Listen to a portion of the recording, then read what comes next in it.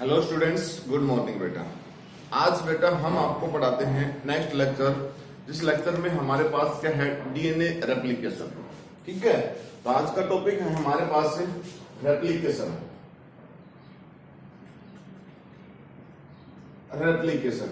Replication का simple सा मतलब क्या होता है बेटा, सिंथेसिस ऑफ डीएनए। ठीक है,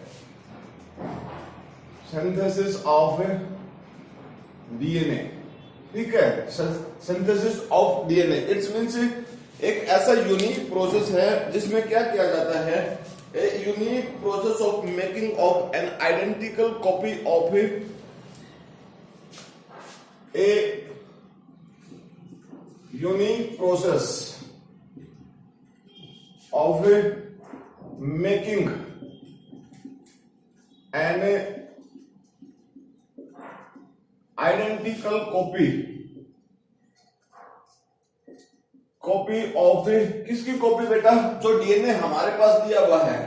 ठीक है ना, copy of A double stranded DNA.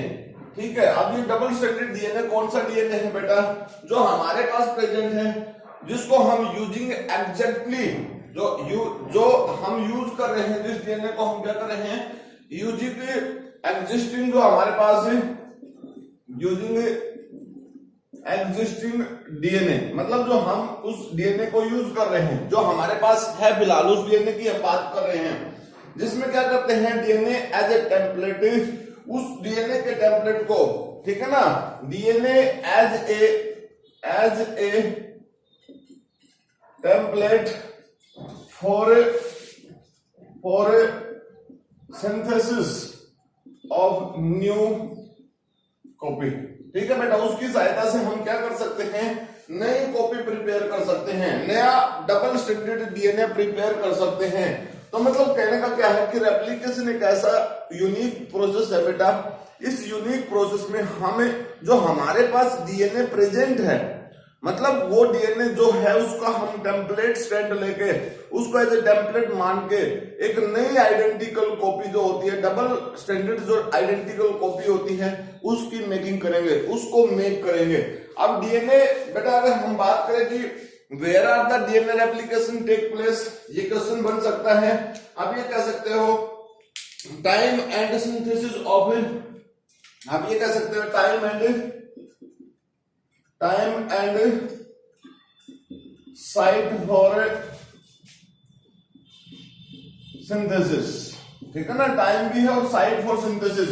अब डीएनए रेप्लिकेशन का जो प्रोसेस होता है वो कहां पर होता है। देखिए, टाइम की बात अगर हम बात करते हैं तो दो तरीके की सेल हमारे पास है। एक तो बेटा क्या है, यूकैरियोटिक सेल्स, और दूसरी हमारे पास क्या है, प्रोकैरियोटिक सेल। ये मैं क्यों लिख रहा हूं बेटा, क्योंकि ये क्वेश्चन पूछा जा सकता है आपसे कि where and when DNA synthesis take place. अब अगर हम बात करते हैं तो यूकैरियोटिक सेल जो होती है उसमें कहां पर होता है बेटा, इन द न्यूक्लियस। कहां पर होता है बेटा, न्यूक्लियस। और साइट क्या है, साइट तो न्यूक्लियस। टाइम क्या है, as the S phase of, S phase किसमें बेटा, इंटरफेज। ठीक है ना, इंटरफेज जिसको बोलते हैं, उस इंटरफेज में ही एस फेज है, G1 S G2 phase, synthesis phase के नाम से बोलते हैं। तो एक स्पेसिफिक टाइम होता है जब cell, eukaryotic cell S phase में होती है, तो उस एस फेज के टाइम पर डीएनए का सिंथेसिस होता है। जबकि अगर हम प्रोकैरियोट की साइट सेल की बात करते हैं, प्रोकैरियोटिक सेल्स में कब होता है सिंथेसिस, तो बेटा यहां पर ये तो कंटिन्यूस कहां होता है, इन द साइटोप्लाज्म। कहां पर होता है, साइटोप्लाज्म में होता है बेटा। और इट इज कंटिन्यू, क्या है, कंटिन्यू प्रोसेस। एक तरीके से ये कंटिन्यू प्रोसेस है बेटा, यानी रिपीट होता रहता है, इसमें कोई स्पेसिफिक टाइम नहीं है यूकैरियोटिक सेल की तरह, कि जैसे यूकैरियोटिक सेल्स में हमने एस फेज की बात बताई, ऐसे प्रोकैरियोटिक सेल्स के केस में कोई एस फेज नहीं है जिसके बेस के ऊपर हम ये कह सकते हैं कि यहां पर ये कंडीशन होती है, यहां पर ये कंडीशन होती है, ऐसा कुछ नहीं है बेटा। जब उसके बाद हमारे पास क्या है, मोड ऑफ रेप्लिकेशन या डिस्कवरी की बात करते हैं बेटा, डिस्कवरी की। ठीक है, डिस्कवरी की बात अगर हम करें, देखिए डीएनए जो है हमारे पास, उसका मोड ऑफ रेप्लिकेशन क्या है? Mode of replication, mode of replication, mode of replication का मतलब क्या बेटा, किस तरीके से होता है? तो डीएनए जो है बेटा, इसके मोड की बात किसने बताई? वॉटसन एंड क्रिक, ठीक है ना, वॉटसन एंड क्रिक, ये जो साइंटिस्ट है उन्होंने बताया कि डीएनए शोइंग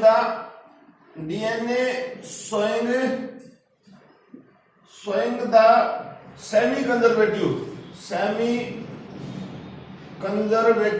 ठीक है ना, नेचर, सेमी कंजर्वेटिव नेचर है बेटा डीएनए के पास।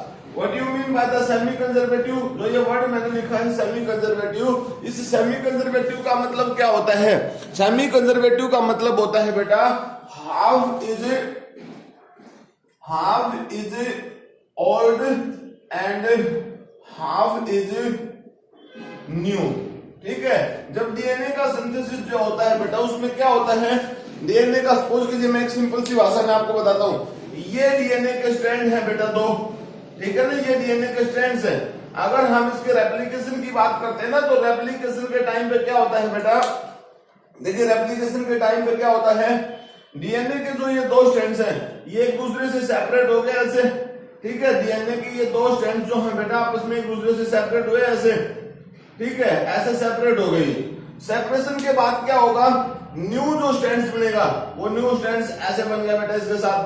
तो जो ब्लू कलर में है, ब्लू कलर में बेटा वो ओल्डर है, और जो ग्रीन कलर में है बेटा वो न्यू है।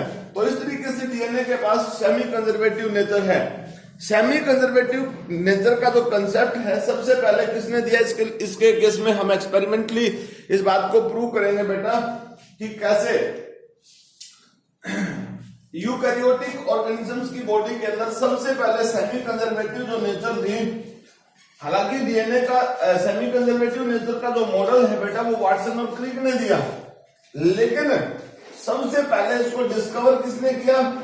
Semi conservative nature of DNA in eukaryote, Taylor नाम के साइंटिस्ट ने उसको डिस्कवर किया, ठीक है। हम कह सकते हैं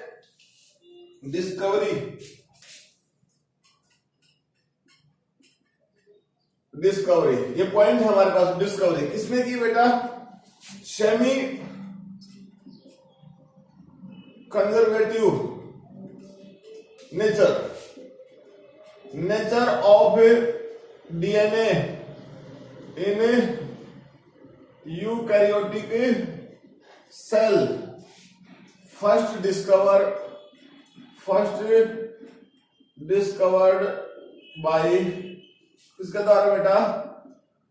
टेलर, ठीक है, टेलर ने 1957 के अंदर, ठीक है ना। यूकैरियोटिक सेल्स के अंदर सबसे पहले सेमी कंजर्वेटिव नेचर जो है डीएनए की, उसके बारे में बताया।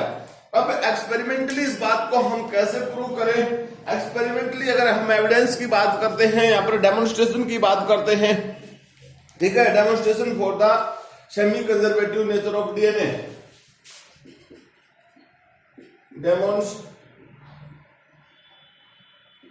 demonstration for semi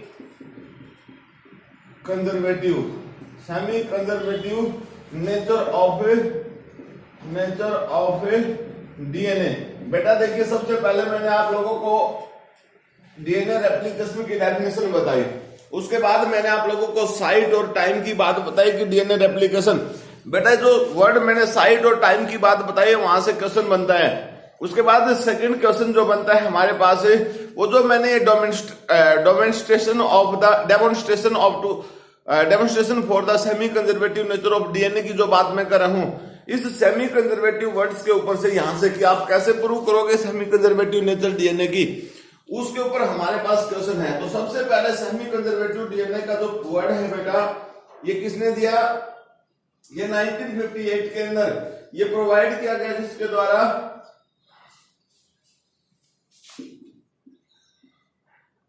मिचेल्सन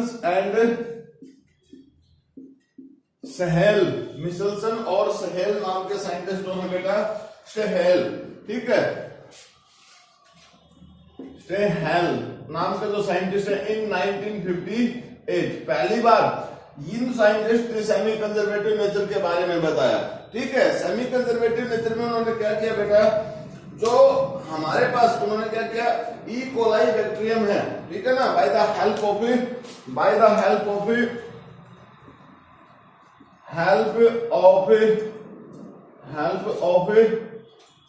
E coli ये बैक्टीरियम है बेटा। इस ई कोलाई बैक्टीरियम की सहायता से उन्होंने सबसे पहले डीएनए की सेमी कंजर्वेटिव नेचर बताई। उन्होंने क्या किया एक्सपेरिमेंट के अंदर बेटा, देखिए ये जो डीएनए है बेटा, इस डीएनए के दो स्ट्रैंड्स हैं हमारे पास और इन स्ट्रैंड्स को हम कैसे लिखेंगे बेटा, देखिए डीएनए का ये 3 to 5' एंड ये 5 to 3' एंड। ठीक है, ये जो डीएनए के दो स्ट्रैंड्स है बेटा, इन दोनों स्ट्रैंड्स को उन्होंने क्या किया, रेडियो लेवल नाइट्रोजन जो प्रेजेंट होती है, रेडियो एक्टिव नाइट्रोजन जो होती है, उसकी सहायता से इसको लेवल कर दिया। ठीक है, अब जब उन्होंने इसको रेडियो लेवल किया बेटा, तो कैसे किया इन्होंने, यहां पर देखिए इस स्ट्रैंड को नाइट्रोजन 15 और इस स्ट्रैंड को भी नाइट्रोजन 15, ठीक है ना। नाइट्रोजन 15 जो होती है, ये नाइट्रोजन 15 क्या है, radio active isotope of A nitrogen समझ गए ना। रेडियो आइसोटोप जो है इसका, रेडियो एक्टिव आइसोटोप जो है नाइट्रोजन का, नाइट्रोजन 15 का यूज किया। मतलब इसकी सहायता से उन्होंने डीएनए का जो ये स्ट्रैंड्स है बेटा, इसके साथ उन्होंने नाइट्रोजन ऐड कर दी। अब देखिए क्या होगा, इस पार्टिकुलर स्ट्रैंड्स को उसने कहां पर रखा, कल्चर मीडियम में। किसमें है, कल्चर मीडियम। ये हमारे पास क्या है, कल्चर मीडियम। ठीक है, उस ई कोलाई को कल्चर मीडियम में रखा बेटा। अब कल्चर मीडियम में क्या डाला, कल्चर मीडियम में डाल दिया नाइट्रोजन 14। ठीक है ना, क्या डाल दिया बेटा, nitrogen 14। It is also radio active. ये भी क्या है, radio active isotope of nitrogen. ये नाइट्रोजन 14 है और ये नाइट्रोजन 15। आफ्टर 20 मिनट्स, आफ्टर कितना, आफ्टर 20 मिनट्स, ठीक है, क्योंकि एक बैक्टीरियल सेल जो होती है बेटा 20 मिनट्स में कॉपी कर लेती है। तो जब 20 मिनट्स की बात आई तो क्या होगा बेटा, ये जो बैक्टीरियल पार्ट है, मतलब ये जो जीनोम है बेटा, इस जीनोम की कॉपी होगी। ठीक है ना, इस जीनोम की कॉपी होगी। तो इसके जो स्ट्रैंड्स थे, ऐसे स्ट्रैंड्स रहे इसके। ठीक है, इधर से दूसरा भी स्ट्रैंड्स जो प्रेजेंट है हमारे पास, ये स्ट्रैंड्स जो है इसमें हमारे पास, ठीक है ना, ये स्ट्रैंड्स हुए। यहां पर क्या होगा बेटा, नया स्ट्रैंड्स जिसकी फॉर्मेशन हुई बेटा, यहां पर हमारे पास आरएनए का डीएनए का न्यू स्ट्रैंड्स की फॉर्मेशन हुई। और न्यू स्ट्रैंड्स की फॉर्मेशन जब हुई, उस फॉर्मेशन के साथ हमारे पास जो कल्चर मीडियम में हमने नाइट्रोजिनियस बेस है या raw material for the replication जो भी लिया था हमने, उसमें क्या लिया था, नाइट्रोजन 14 ली थी बेटा। ठीक है, तो ऑर्डर 1 तो आप लोगों को पता है किसके साथ है, ये जो केस हमारे पास क्या है, नाइट्रोजन है। इसको हम किसके साथ बोल रहे थे बेटा, ये तो हमारे पास नाइट्रोजन 14 है, सॉरी ये तो हमारे पास नाइट्रोजन 15 के साथ है बेटा। ये भी हमारे पास किसके साथ है, नाइट्रोजन 15 के साथ। लेकिन ऑर्डर जो बना, सॉरी ये ऑर्डर हो गया, न्यू जो आया हमारे पास, ये न्यू स्ट्रैंड्स है बेटा। इस न्यू स्ट्रैंड्स में नाइट्रोजन 14 मिली। यहां पर न्यू स्ट्रैंड जो है बेटा, उसमें नाइट्रोजन 14 मिली। ठीक है, इसी एक्सपेरिमेंट को फिर से आगे रिपीट किया गया, मतलब इसको आगे रिपीट किया गया। और जब इसको आगे रिपीट किया गया तो आफ्टर 20 मिनट्स, ठीक है ना, आफ्टर अगेन 20 मिनट्स। ठीक है, जब 20 मिनट्स फिर से आगे हुई तो उसके केस में क्या मिला हमें, देखिए डीएनए का जो ये स्ट्रैंड्स है बेटा, और डीएनए का एक स्ट्रैंड्स ये है हमारे पास। ठीक है, डीएनए के ये स्ट्रैंड्स हमारे पास थे बेटा, ऐसे यहां पर पास डीएनए के ये स्ट्रैंड्स हैं, डीएनए का ये स्ट्रैंड्स। और उसके बाद देखिए बेटा, न्यू वन यहां भी फॉर्मेशन हुई न्यू की, यहां भी इसके साथ भी फॉर्मेशन हुई। और पुराने जो स्ट्रैंड्स थे बेटा, उन पुराने स्ट्रैंड्स में भी नया स्ट्रैंड्स बन गया यहां पर बेटा, ऐसे। ठीक है, यहां पर हमारे पास से न्यू स्ट्रैंड्स की फॉर्मेशन होगी बेटा। अब यहां देखिए इसको, मैं बताता हूं कैसे, कौन कौन कैसे हुआ। ठीक है, इस तरीके से फॉर्मेशन हुई। अब कैसे फॉर्मेशन हुई बेटा, देखिए ये जो स्ट्रैंड्स है बिल्कुल ओल्डर, ये भी बिल्कुल ओल्डर है हमारे पास। अब इस ओल्डर स्ट्रैंड्स के पास तो क्या है बेटा, नाइट्रोजन 15। इस स्ट्रैंड्स के पास भी क्या है बेटा, नाइट्रोजन 15। अब ये इस स्ट्रैंड्स का दूसरी कॉपी ये थी बेटा, इसके पास भी नाइट्रोजन 14। अब इसकी ये कॉपी थी दूसरी, ये भी क्या कंटेन किया हुआ है, नाइट्रोजन 14 बेटा। अब न्यू कॉपी कहां पर बनी, इसके साथ एक नई कॉपी बनी यहां पर, और इसके साथ भी नई कॉपी बनी बेटा, बोथ कंटेन नाइट्रोजन 14। ठीक है ना, ये कॉपी क्या कंटेन किए हुए हैं, नाइट्रोजन 14 बेटा।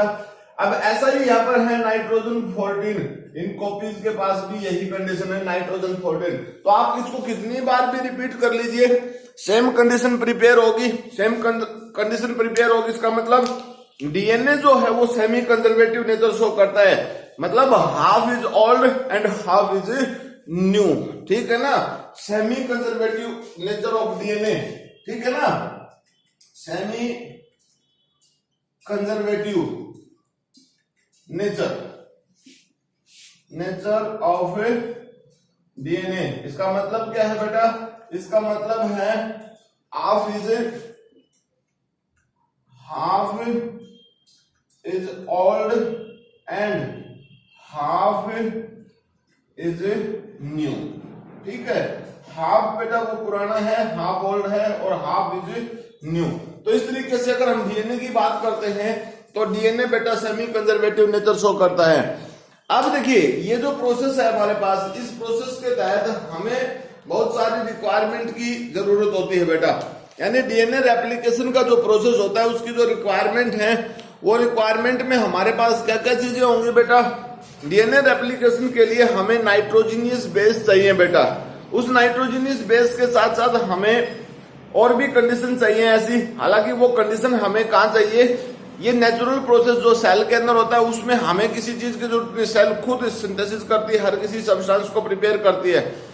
बट बेटा अगर हम आर्टिफिशियल डीएनए का सिंथेसिस करने की कोशिश करते हैं तो वो आर्टिफिशियल सिंथेसिस डीएनए का कहां पर होगा, उसको हम जैसे पीसीआर मैकेनिज्म के साथ उसको प्रिपेयर करेंगे तो उसमें भी हमें बहुत सारे टाइप के एंजाइम्स की जरूरत होती है। जैसे आरएनए पॉलीमरेज ही समझ लीजिए, वहां पर टैग पॉलीमरेज का यूज होता है, ligase, lipase, isomerase, topoisomerase, helicase, इस तरीके से एंजाइम्स जो प्रेजेंट होती हैं बेटा, वो सब एंजाइम्स की हमें रिक्वायरमेंट होती है। इसके साथ साथ अगर हम बात करते हैं तो हमें डीएनए के लिए सिंथेसिस के लिए बहुत सारे नाइट्रोजनस बेस जो एटीसीजी जो होते हैं उनको एक्टिव फॉर्म में उसकी रिक्वायरमेंट होती है बेटा।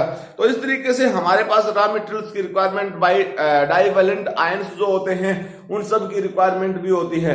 तो अब हम आपको क्या बताएंगे, डीएनए रेप्लिकेशन जो है बेटा, उस डीएनए रेप्लिकेशन का प्रोसीजर क्या है हमारे पास। ठीक है, procedure for the DNA replication.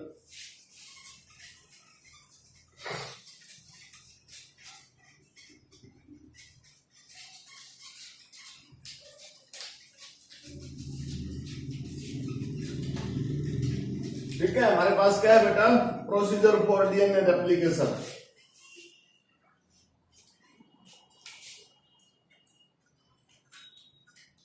Procedure for DNA replication. ठीक है, ये डीएनए रेप्लिकेशन का जो प्रोसीजर है बेटा उसमें बहुत सारे स्टेप्स इंक्लूड हैं।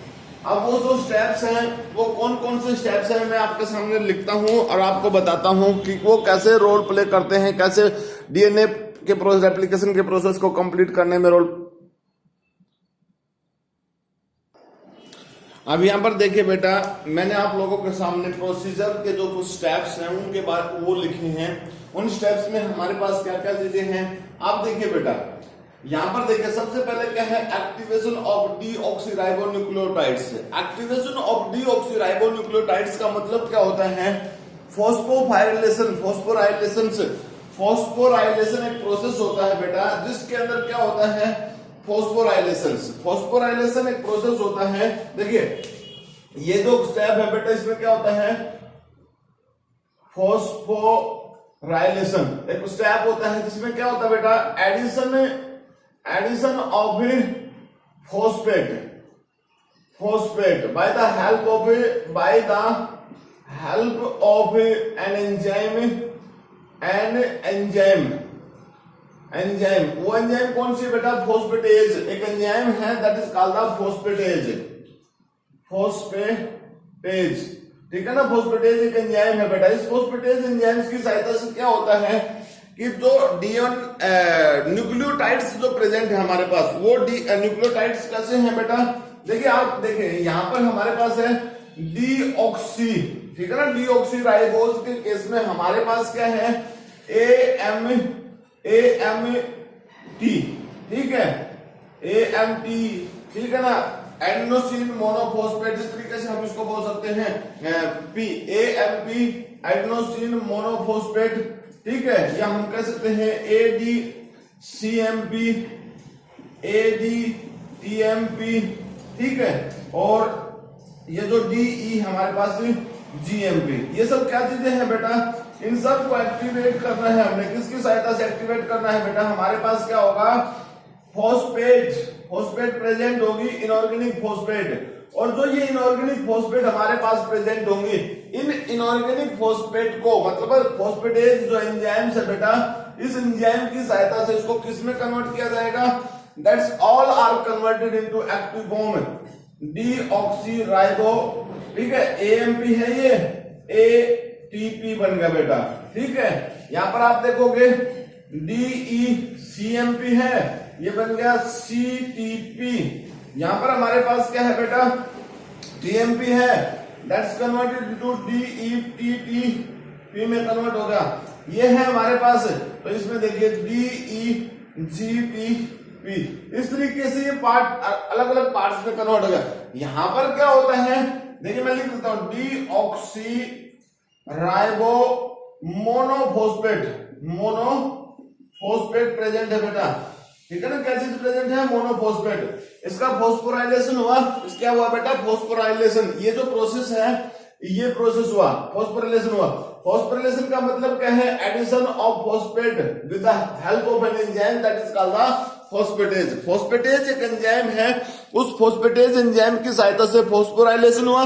जब फॉस्फेटेज एंजाइम्स की सहायता से फॉस्फोराइलेशन हुआ, तो ये जो हमारे पास एंजाइम्स है बेटा, ठीक है ना, ये जो हमारे पास फॉस्फेट ग्रुप है, ये फॉस्फेट ग्रुप इनके साथ जुड़े, और देखिए ये कन्वर्ट किस में हो गया बेटा? यहां से हमने किसका बताया था? मोनोफॉस्फेट की बात की थी, ठीक है। तो यहां पर बन गया ये हमारे पास डीऑक्सीराइबोज, कौन सी बेटा? ट्राइफॉस्फेट। कौन सी बन गई? ट्राइफॉस्फेट बन गई। अब कैसे बन गई बेटा ट्राइफॉस्फेट? देखिए DEMP, adenosine monophosphate, adenosine triphosphate, cytosine monophosphate, cytosine triphosphate, thymine monophosphate, thymine triphosphate, guanine monophosphate, guanine triphosphate. तो इस तरीके से हमारे पास पहला पॉइंट जो है बेटा, पहला पॉइंट क्या था हमारे पास? Activation of deoxyribonucleotides. तो मोनोफॉस्फेट से वो न्यूक्लियोटाइड्स किस में कन्वर्ट हो गए बेटा? ट्राइफॉस्फेट्स में कन्वर्ट हो गए। सेकंड केस क्या हमारे पास है? Exposure of parents DNA bases. दूसरा केस क्या हमारे पास है? जो डीएनए का मतलब जो डीएनए है बेटा, वो डीएनए कन्वर्ट हो जाएगा, एक्सपोज होगा। एक्सपोज होने का मतलब जो ओरिजिनली पेरेंट्स डीएनए है जिसकी हमने कॉपी करवानी है बेटा, वो ओरिजिनली जो पेरेंट्स डीएनए है, अब उस पेरेंट्स डीएनए के साथ क्या होगा? उसका एक्सपोजर होगा। एक्सपोजर का मतलब यहां पर देखिए ये है हमारे पास, एक्सपोजर का मतलब उसका ब्रेक डाउन होगा। तो हमारे पास ये पेरेंटल डीएनए है बेटा, इस पेरेंटल डीएनए में एक्सपोजर कैसे कैसे होगा? सबसे पहले मेरी बात समझिए, डीएनए जो होता है बेटा वो डबल हेलिक्स होता है, डबल स्ट्रैंडेड और हेलिकल फॉर्म्स में होता है। तो सबसे पहले तो हमारे पास क्या कंडीशन होगी बेटा? वो जो हेलिक्स है उसकी अनवाइंडिंग की जाएगी।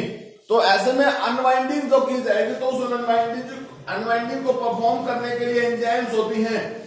वो कौन सी एंजाइम्स होती है और कैसे रोल प्ले करती है बेटा? जैसे मैं आपको एग्जांपल देता हूं, हेलिकेज। जैसे एग्जांपल हमारे पास है हेलिकेज एंजाइम है, तो क्या करती है? Unwinding of DNA. डीएनए की जो वाइंडिंग हुई है बेटा, उसको अनवाइंड करती है, उसको ओपन कर देती है, खोल देती है। जैसे ये डीएनए आपको दिखाई दे रहा है ऐसे कैसा, ये ऐसा नहीं है, ये ट्विस्टेड फॉर्म में प्रेजेंट है। ट्विस्टेड फॉर्म का मतलब डीएनए जो हमारे पास वो ऐसे फॉर्म में प्रेजेंट है, उसको हमने ऐसी फॉर्म में ले आए, वो किसकी सहायता से, हेलिकेज अनवाइंडेज एंजाइम जो होती है बेटा, वो ये रोल प्ले करने में हेल्प करती है। और जब डीएनए को हमने अनवाइंडेड फॉर्म में कर दिया एक तरीके से यहां पर, तो डीएनए का एक्सपोजर होगा, डीएनए का एक्सपोजर होगा, तो ये जो डीएनए का स्ट्रैंड है बेटा, ये सेपरेट हुआ, इससे इस तरीके से सेपरेट हुआ। अब आप यहां से देखोगे तो ये स्ट्रैंड्स है हमारे पास, लेकिन अगले स्ट्रैंड्स जो है वो सेपरेट हो गए। इन सेपरेट हुए स्ट्रैंड्स को स्टेबिलिटी प्रोवाइड करने के साथ क्या होता है बेटा, कि इस पार्टिकुलर डीएनए के स्ट्रैंड्स के पास यहां पर, ताकि ये वापस एक दूसरे के साथ ना जुड़ जाए, इसको वापस जुड़ने से रोकने के लिए यहां पर एक स्पेशल प्रोटीन जुड़ गई। अब इस प्रोटीन की बात अगर हम करते हैं, that protein is called the SSB, इसको हम क्या बोलते हैं, एसएसबी प्रोटीन, ठीक है ना। कौन सी प्रोटीन है बेटा, एसएसबी प्रोटीन। एसएसबी प्रोटीन का मतलब क्या होता है, सिंगल स्ट्रैंड बाइंडिंग प्रोटीन, जो क्या करती है, डीएनए के जो स्ट्रैंड सेपरेट हो गए हैं उनको दोबारा से जुड़ने नहीं देती है। अब ऐसी सिचुएशन में अगर हम डीएनए को देखें बेटा, इसी डायग्राम को मैं इधर रिपीट करता हूं, इसी डायग्राम को मैं इधर रिपीट करता हूं, ठीक है। हालांकि यहां पर क्या होता है बेटा, स्पेशली इस पार्टिकुलर केस में क्या होता है, देखिए यहां पर तो हमारे पास हम बात करते हैं तो इसको खोलने वाली एंजाइम जुड़ गई, that is called the helicase होगी बेटा, और also called the Toppo isomerase, ठीक है ना बेटा। और कौन सी है, टोपो आइसोमरेज, हेलिकेज भी या टोपो आइसोमरेज बोल सकते हैं, जो एक तरीके से डीएनए को अनवाइंड करती है बेटा, ठीक है, जो डीएनए को एक तरीके से अनवाइंड करती है। अब आप एक तरीके से देखिए बेटा, ये जो स्पेसिफिक साइट बन गई ना कि डीएनए यहां से ऐसे एक्सपोज हो गया, मतलब हम देखें तो ऐसे बन गया हमारे पास डीएनए ऐसे एक्सपोज में आ गया, तो डीएनए के जो ये स्ट्रैंड्स एक्सपोज में आए बेटा, यहां पर हमारे पास ऐसे इस तरीके से एक्सपोज में आ गए, तो ये एक्सपोजर जो दिखाई दे रहे हैं, इस पार्टिकुलर रीजन को बोलते हैं रेप्लिकेशन फॉर्क। इसको क्या बोलते हैं बेटा, रेप्लिकेशन फॉर्क के नाम से बोलते हैं। तो रेप्लिकेशन फॉर्क इंपॉर्टेंट साइट है बेटा, ये आपसे पूछा जा सकता है कि रेप्लिकेशन फॉर्क क्या होता है और कहां पर होता है। इसके साथ साथ अलावा एक बात और ध्यान रखें बेटा, जहां से डीएनए का रेप्लिकेशन, जहां से डीएनए का अनवाइंडिंग होती है और उसके बाद डीएनए का न्यू स्ट्रैंड्स बनना स्टार्ट होता है बेटा, उस पार्टिकुलर साइट्स को हम क्या बोलते हैं, उसको हम बोलते हैं ओरिआर, मींस ओरिजिन ऑफ रेप्लिकेशन। इसको हम बताएंगे आपको कि ये क्या कंडीशन है, किस तरीके से है। देन उसके बाद थर्ड स्टेप हमारे पास जो है बेटा, ये हो गया हमारे पास। नेक्स्ट हमारे पास जो स्टेप्स है बेटा, वो है फॉर्मेशन ऑफ, नेक्स्ट हमारे पास है formation of RNA primer. You know कि हम सब जानते हैं बेटा, इनिशियल कंडीशन जब थी एटमॉस्फेयर के अंदर, तो उस इनिशियल कंडीशंस में ऑक्सीडाइजिंग एनवायरनमेंट नहीं था, उस टाइम पे रिड्यूसिंग एटमॉस्फेयर था। तो रिड्यूसिंग एटमॉस्फेयर का रीजन है, इसका मतलब ऑर्गेनिजम्स की बॉडी के अंदर रेप्लिकेशन का जो वर्क होता था वो डीएनए के थ्रू नहीं होता था। तो ऐसे में उस ओरिजिन को करवाने के लिए आरएनए प्राइमर की जरूरत पड़ती थी। आरएनए प्राइमर क्या चीज होती है, देखिए ये सीक्वेंस है बेटा किस चीज का, इसको स्ट्रैंड्स को हम आगे बढ़ाते हैं, ये सीक्वेंस है किसका, आरएनए का।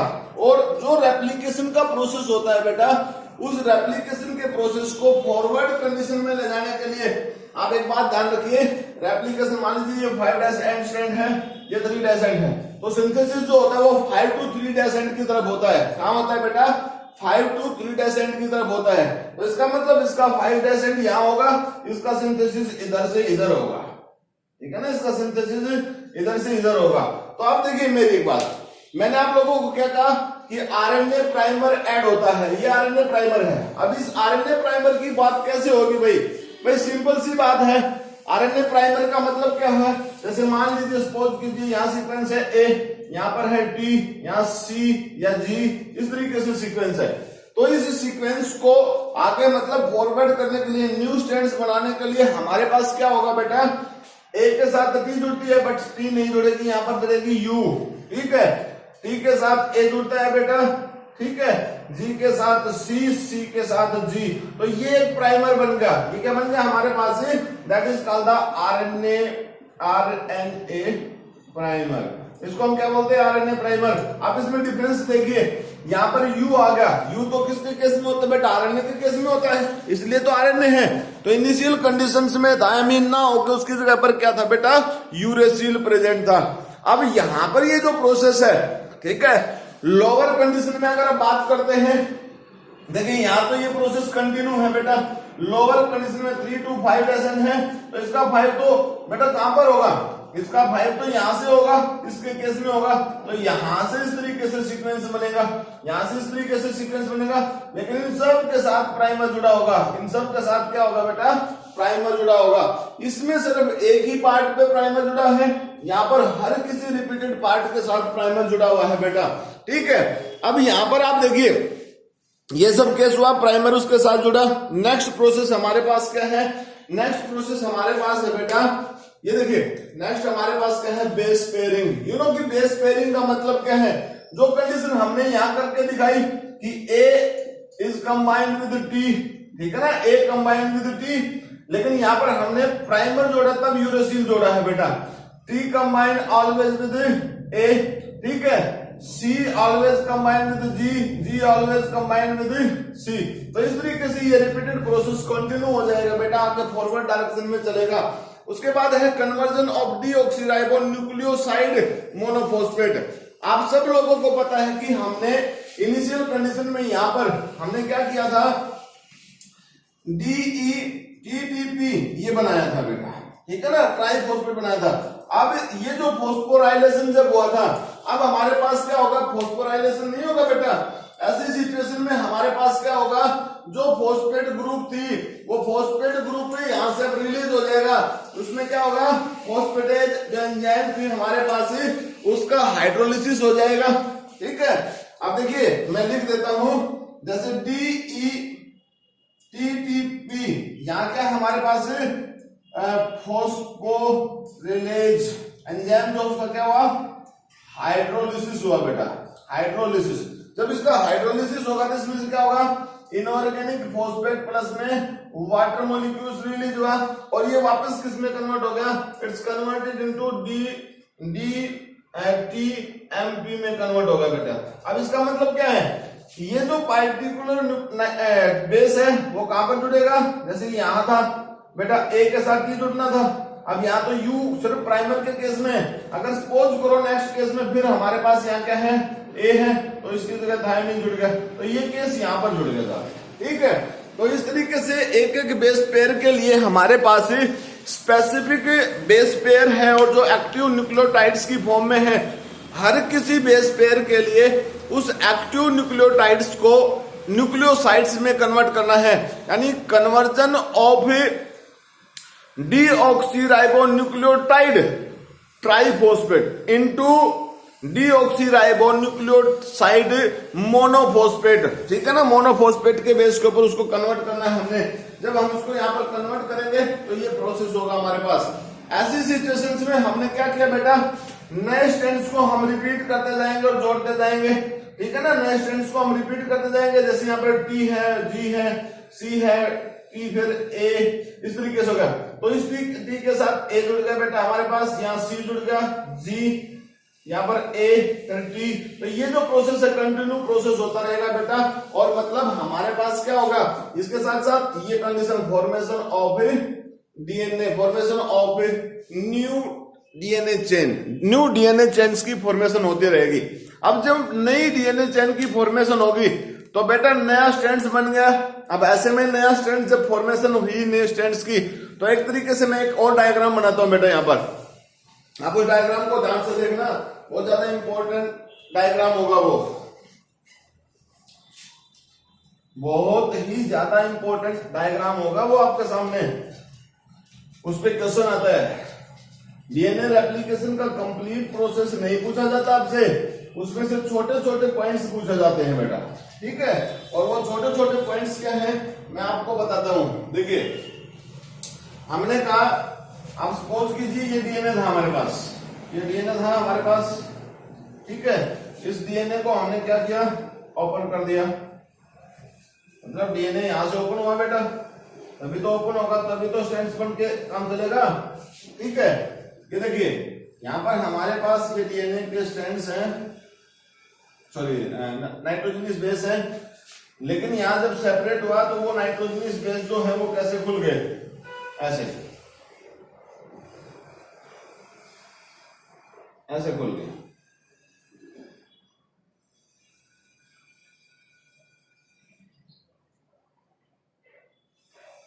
ऐसे खुल गए बेटा।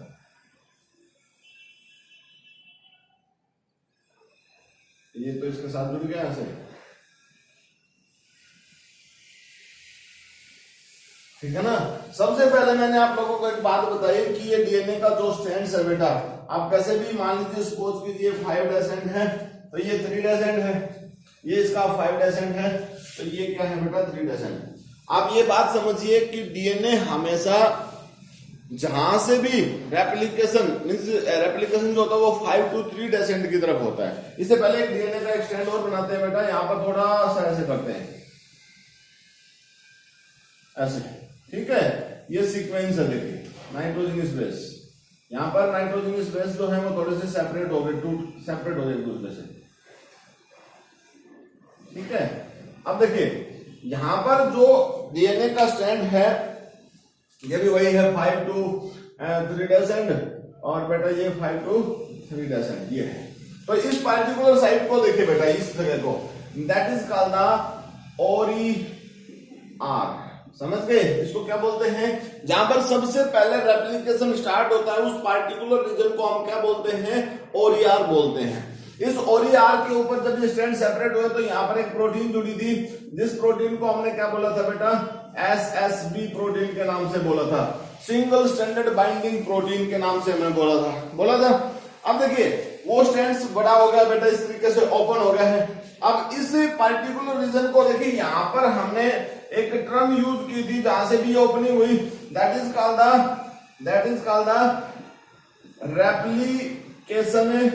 Replication fork. उसको क्या बोला था बेटा, रेप्लिकेशन फोर्क बोला था। हमने अभी आपको बताया कि डीएनए का जो सिंथेसिस होता है वो कहां से होता है बेटा, डीएनए का सिंथेसिस तो 5 to 3 डेसेंट की तरफ होता है, तो यहां पर इसका 5 डेसेंट होगा बेटा, यहां पर इसका क्या होगा 5 डेसेंट हो गया। ये जो प्रोसेस है, सॉरी ये जो स्ट्रैंड है बेटा वो इस तरीके से कंटिन्यू इस तरफ बढ़ता जा रहा है, ठीक है ना।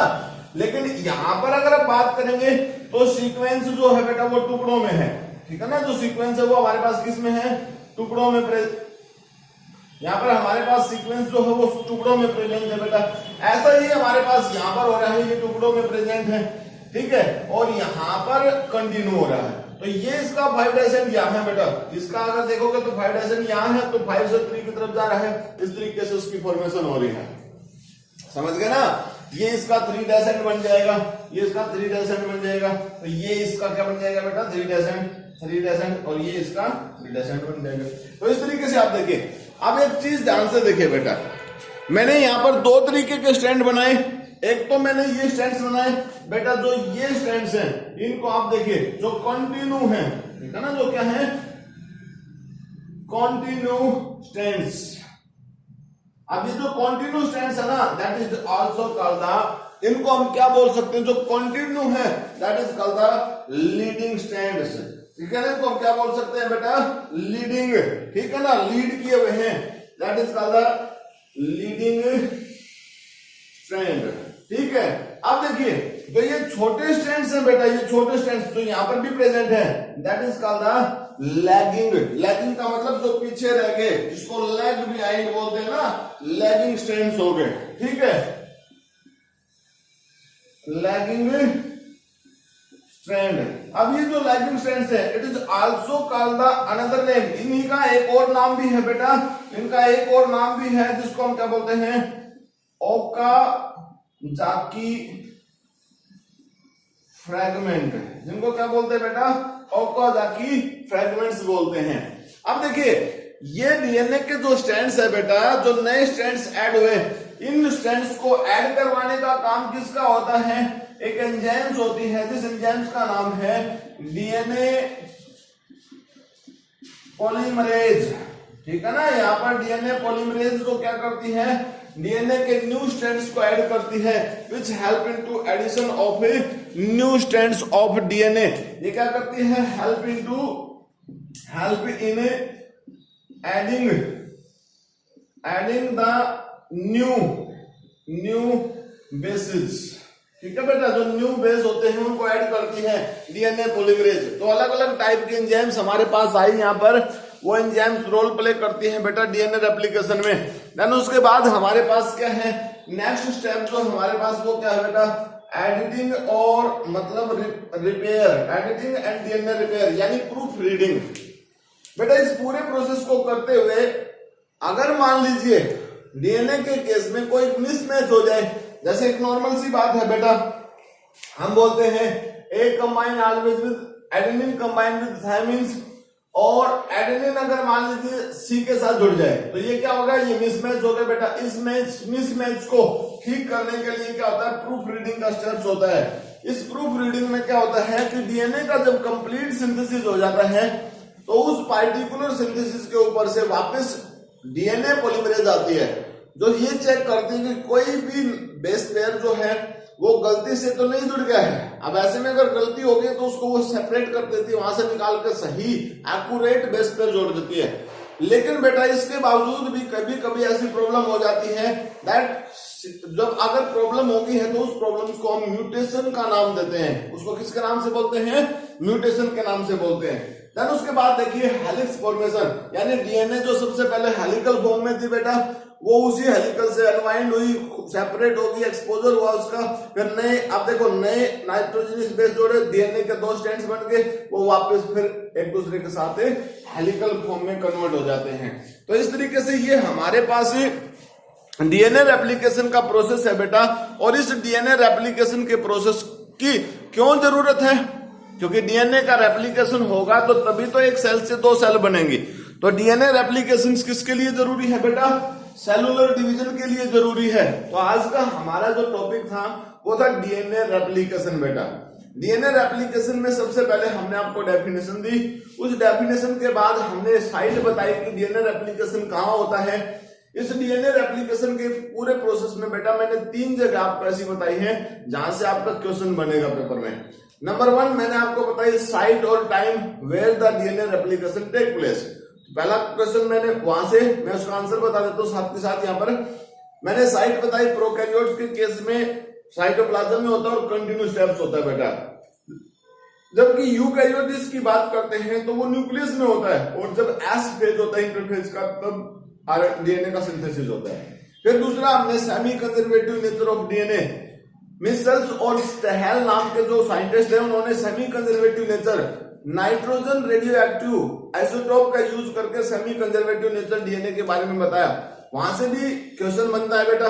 नेक्स्ट हमने प्रोसीजर की बात की, तो प्रोसीजर तो आपको सारा पता होना चाहिए, लेकिन ये जो डायग्राम बेटा मैंने आपको बताया है इसमें अलग अलग पॉइंट और यार की बात की मैंने, रेप्लिकेशन फॉर्क की बात की, लैकिंग स्ट्रैंड्स क्या होता है, लीडिंग स्ट्रैंड्स क्या होता है बेटा, ओकाजाकी फ्रैगमेंट्स क्या होते हैं, इन सभी चीजों के बारे में आपको पता होना जरूरी है।